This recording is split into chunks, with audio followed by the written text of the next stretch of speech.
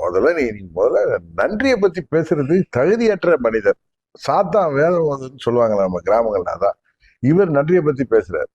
இவரிடம் அம்மா மக்கள் முன்னேற்ற கழகம் ஏமாறாது என்னைக்கும். சில பேர் சொல்றாங்க ஒரு பெரிய டான் சசிகலாவை வீழ்த்திட்டாரு, ஜெயில இருந்தவங்களை போய் என்னத்தை வீழ்த்தின நீ?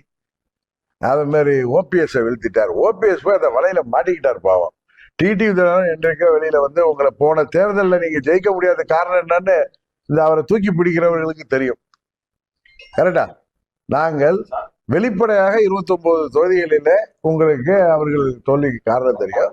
கிட்டத்தட்ட 60-80 தொகுதிகளிலும் தமிழ்நாடு முழுவதும் உள்ள மக்களுக்கு இந்த இயக்கம், அம்மாவின் இயக்கம் ஒன்றிணைந்தால்தான் அது நல்லது என்பது என்ன உள்ளவர்களுக்கு நாங்கள் ஒன்றிணையாத போது இவர்கள் எத்தனைதான் 65 சீட்டு வாங்கியிருந்தாலும் அவர்கள் தோற்கடிக்கப்பட்டதுக்கு காரணம் என்ன என்பது அவரை அந்த டான் அவரை பத்தி பேசுறவங்களுக்கு தெரியும்.